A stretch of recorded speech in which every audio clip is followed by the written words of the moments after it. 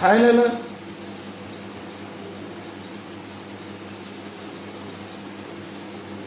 Today we will start a new video, new lesson, the periodic table. Okay, so in this question bank 1. Okay, so the first question, what is the first question in this? So first question will be like this: in which way the elements are classified by earlier chemists? In which way the elements are classified by earlier chemists? Who are earlier chemists? The chemists which are present in the olden days. They are called as earlier chemists. So they classified all the known elements at that time. All the known elements by their time, those elements were classified by these chemists. Okay, in which way they classified? They classified the earlier chemists. They classified the elements into metals and non-metals. The elements which were known by their time, some of the elements they show some peculiar properties, some special properties. Okay, based on their physical properties. For example, some elements were ductile in nature. Some elements were ductile in nature. What is the meaning of ductile? Ductile means from those elements we can make wires. Okay, some elements are malleable in nature. Malleable. Okay, malleable means we can make thin sheets from those elements. Okay, so such properties are said to be physical properties. Okay, boiling point. That means those elements, they boil at very very high temperatures. So these are some of the physical properties. So these properties are shown by metals. The elements which show these properties, that means high boiling points, etc. So some of these properties are said to be physical properties. So based on the physical properties and chemical properties, the elements were classified into two categories. Okay, by these chemists. Okay, right? So that means earlier chemists, they classified the elements, known elements into. They classified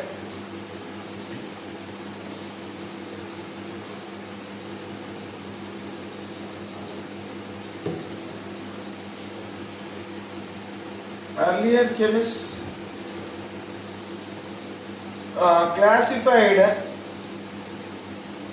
classified the known elements into known elements. Known elements means the elements which were known by their time. Okay, they classified the known elements into two categories. Into metals. Okay, two categories. What are those two categories? Metals and non-metals. And non-metals. Metals and non-metals. On what basis they have classified the known elements into metals and non-metals? Based on a set of physical as well as chemical properties. Physical as well as chemical properties. So non-metals will show different type of chemical properties when compared to metals. The chemical properties shown by non-metals are different from the chemical properties shown by metals, and also the physical properties shown by metals are different from the physical properties shown by non-metals. So that means based on the physical and chemical properties, the known elements were classified into metals and non-metals. But this classification of metals and non-metals, it was rejected. So state the reasons, state two reasons for rejecting the classification of this type. So this is the earlier classification, but this classification was rejected. Why this classification was rejected? So there are two answers in this. So this first answer and this is second answer. The second question related to answer. So reasons for rejection. What are the reasons for rejection? The first reason is this classification, it does not serve any purpose. It hardly serves any purpose.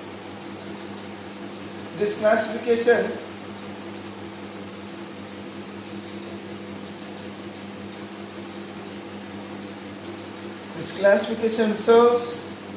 hardly serves.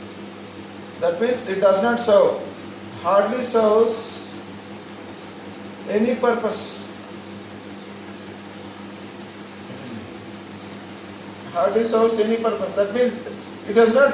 This classification is of no use, because all the elements were classified into two categories.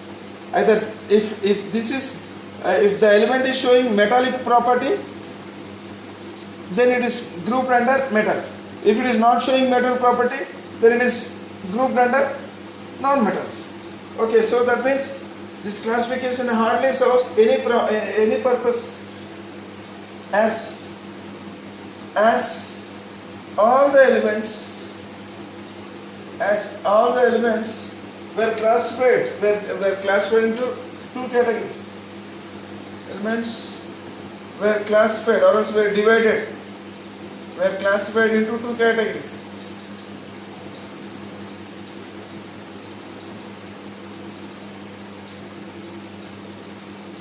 Were classified into two categories, or else they were divided into two categories. And one more reason is there is no justification for more reactive metals. See, out of so many metals known at that time, some metals are very less reactive metals and some metals are very highly reactive metals. But in this classification, in their classification, they did not mention that this metal is a highly reactive metal and this metal is a less reactive metal. So like this, such a justification is not given to metals. So even the highly reactive metals and the less reactive metals, they were grouped together and they were called simply as metals. Okay, but in the modern classification, highly reactive metals, they were separated from the less reactive metals. But in the earlier classification, there is no justification done for the highly reactive metal, because highly reactive metal should be kept separately. It should be given some priority. But this classification is not giving any priority. Even less reactive metals are grouped along with the highly reactive metals under the group known as metals simply.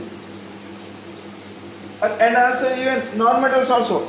Less reactive non-metals, they are grouped with along with the highly reactive non-metals. So that means there is no justification given to highly reactive metals and also highly reactive non-metals, because they should give some preference.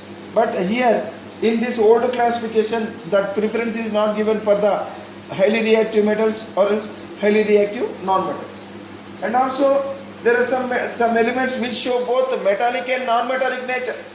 Those elements, they were not given a separate grouping, because some elements out of the known elements, some elements they show both metallic as well as non-metallic nature. But so as they show both nature, they should be separated from metals and non-metals, and they should be given a separate group. But in this classification, there were only two groups. That means those other elements were not recognized properly. Those other elements were called as metalloids. Okay, so we can answer like this. There is no justification there is no justification. There is no justification for more for more active metals. For more active metals. Generally, more active metals should be separated from the less active metals. But here in this classification, both more active metals and less active metals, they are placed together as simply metals. Okay, that means there is no justification given for more active metals or more active non-metals. More active non-metals are also not separated from the less active non-metals. Okay. or the elements which show both metallic and non-metallic nature. That means they are called as metalloids. They are called as metalloids. What are metalloids? The elements which show both the metallic as well as non-metallic nature. The elements which exhibit or else which show, the elements which exhibit or else which show both the properties of both the properties of both metals and non-metals. Both metals and non-metals. Okay, but here there is no justification given to these elements. When the elements when certain elements show both metallic and non-metallic properties, those elements should be treated separately. They should be given a separate group. But in this classification, there is no separate group. Only two groups are there. One is metals group and another one is non-metals group. Okay, so like this. So that is why these are the reasons for the rejection of this earlier classification. Okay, right. So the first thing is this classification hardly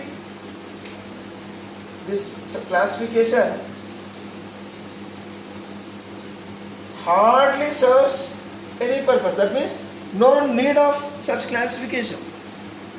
Okay, it is not that much useful, because all the elements were classified into two categories. One is metal and another one is non-metal.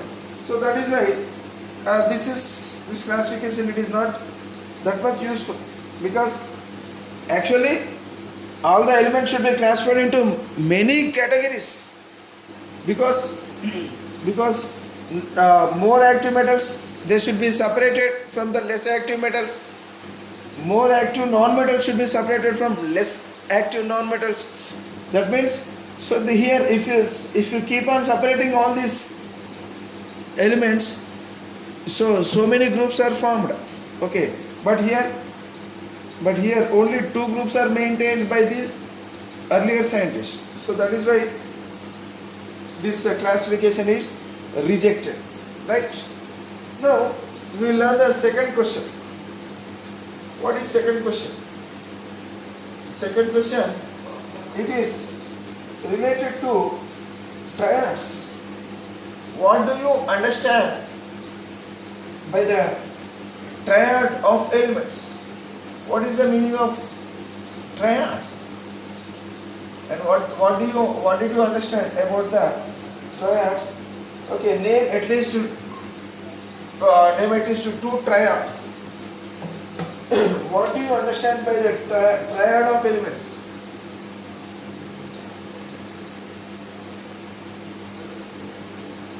What do you understand by the triad of elements? What do you understand by the triad of elements? name at least two triads. Okay, name at least two triads.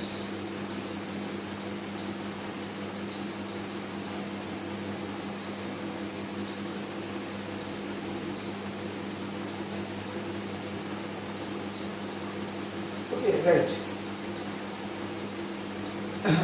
What is a triad? Triad. Tri means three. Okay, a group of three elements. Triad means a group of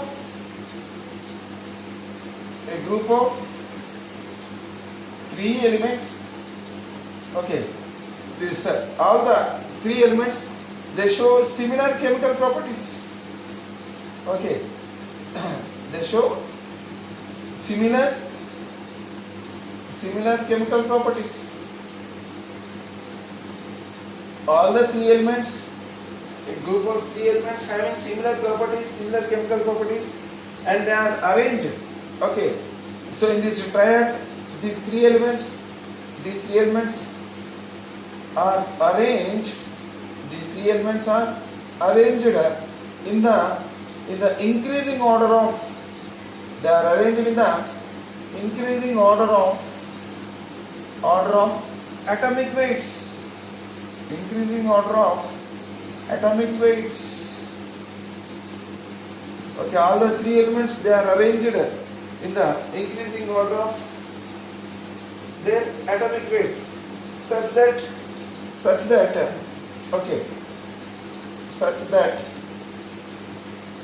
let us take one example and discuss. So for example, take lithium, sodium and potassium. This is a triad. See, if you see the triad, this triad, so the atomic mass of lithium, it is 7. Atomic mass of potassium, it is 39. So if you take the atomic mass of the middle element, so these elements are arranged in the increasing order of atomic masses, and if you take the atomic mass of the middle element, it is the average of atomic mass of first and third element. So what is the average of first and third element?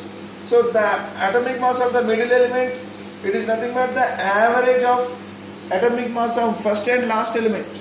So it is how much? It is 46 by 2. So it will be equal to 23. It is equal to what? 23. So the atomic mass of the middle element, is nothing but the average of atomic mass of the first and third element. Okay, so like this the elements are arranged. Elements are arranged in such a way that they are arranged in such a way that the atomic mass of the middle element, the atomic mass of the middle element, okay, the atomic mass of the middle element is almost arithmetic mean. It is almost arithmetic mean. Arithmetic means average. Arithmetic mean or else average, or average of other two elements. Other two elements means, so these are the other two elements.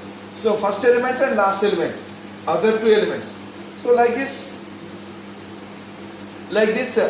the three elements, a group of three elements, these three elements should show similar chemical properties, and they should be arranged in the increasing order of atomic masses, okay, or else in the increasing order of atomic weights. So lithium, it is 7, it is 23, and it is 39. So now this is one triad. Okay, if you take one more triad, if you take chlorine, bromine, iodine. So these three elements will form another triad.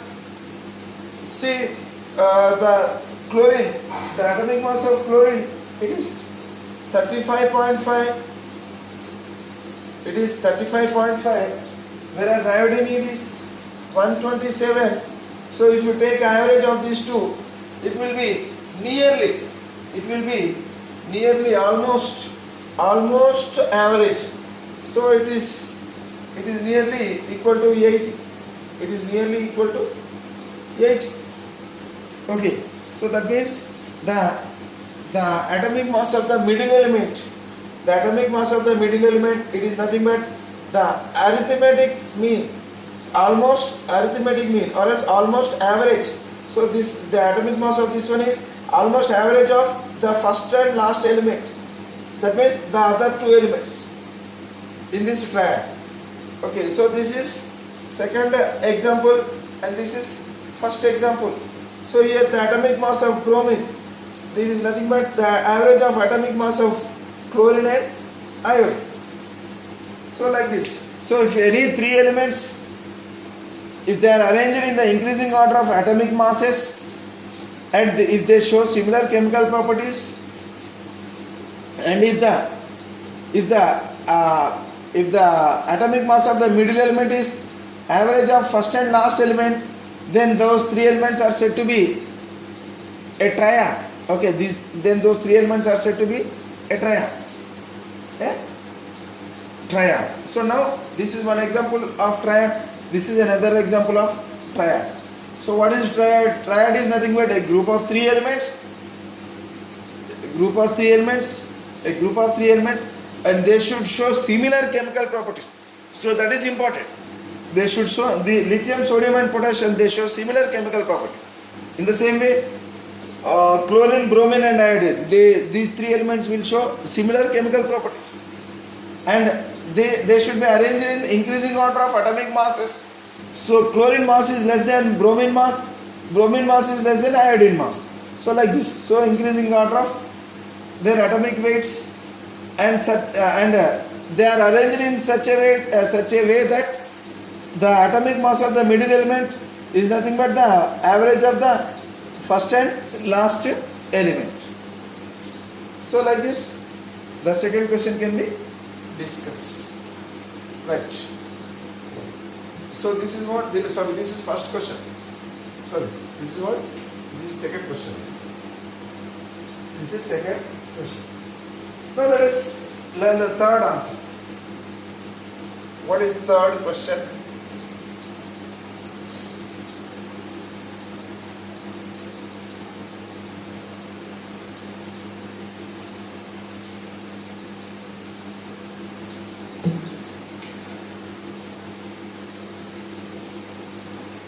State Dobereiner's law of triads.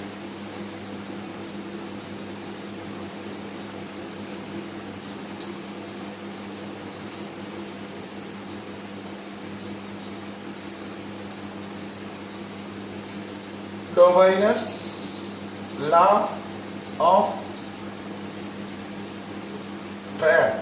So law of triad, actually this law of triad is given by a scientist known as Dobereiner. Okay, so Dobereiner, law of triads. And so in third question there are two sub questions. Sub question B, it says that P, Q and R. P, Q and R, these three are elements. Okay, are three elements. Okay, what are those three elements? Element P, element Q and element R are the three elements in Dobereiner's triads. In Dobereiner's triads. Dobereiner's triads. Actually, element P, element Q, element R. Generally, no element with P, Q, and R. So these are not the real elements. But just we have to assume, or else we have to think that these three are elements. Okay. So these three elements are double inner strands. Let us assume. Okay. So the question is P, Q and R are three elements in double inner strands. Okay. If the atomic weight of P, if the atomic weight of P, if the atomic weight of P is 35.5, okay, and R is 127,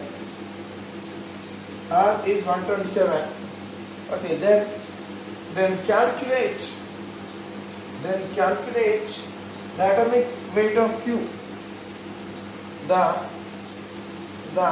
atomic weight, calculate the atomic weight of Q.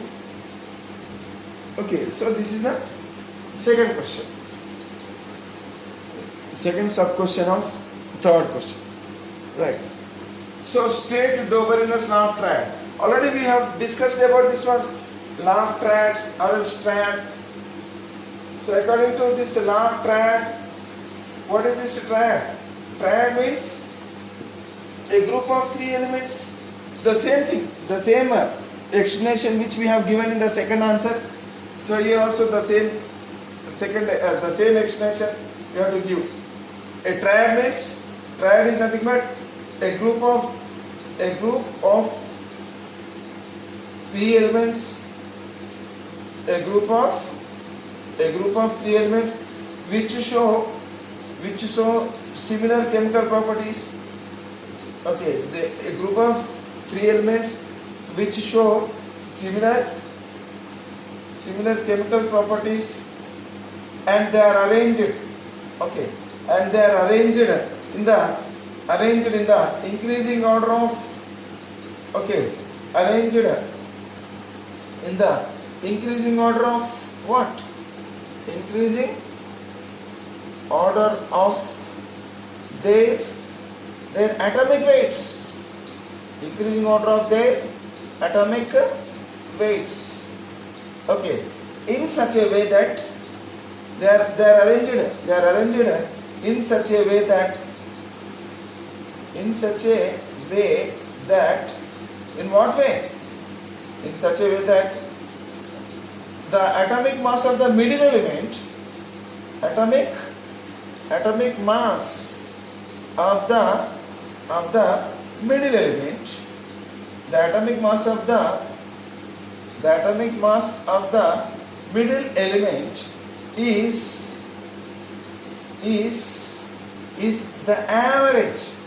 It is nothing but the average or else almost average, or else almost arithmetic mean. Okay, so the atomic mass of the middle element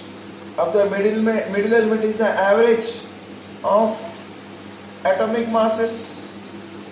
It is nothing but the average of atomic masses of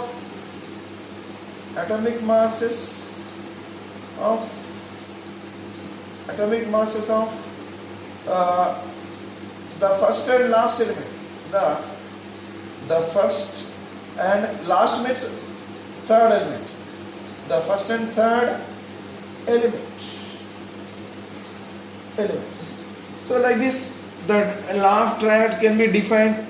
What is law of triad? Law of triad says that a triad is a group of three elements which show similar chemical properties, and they are arranged in the increasing order of their atomic weights in such a way that the atomic mass of the middle element is the average of atomic mass of the first and third element. So here let us discuss the second answer.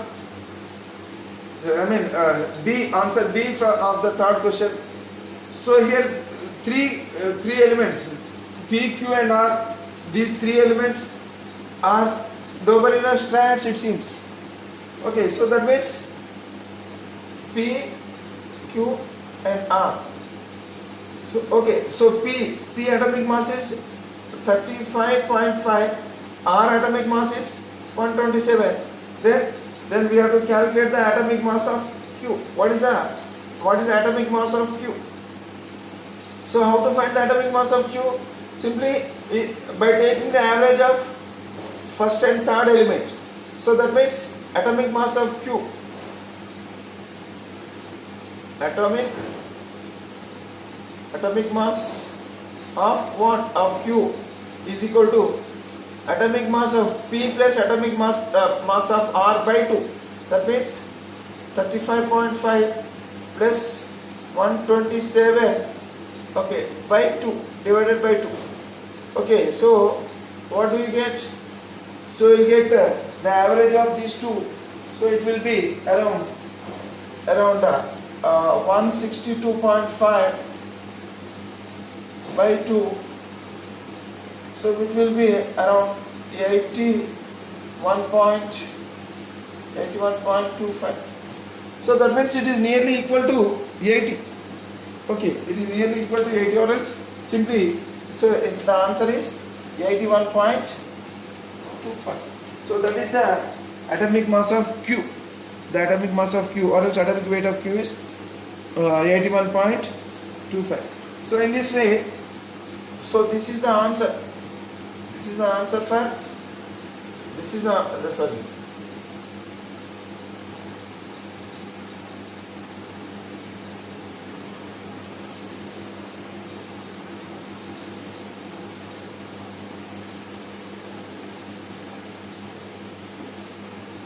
Okay, so this is the answer for B, for third B, and this is the answer for third A. Okay, so like that, 81.25 is the atomic mass of Q. Right. So in this way, we can discuss. This question can be discussed like this. Okay. Now we will learn the fourth question and answer in the next video. Okay now. Bye.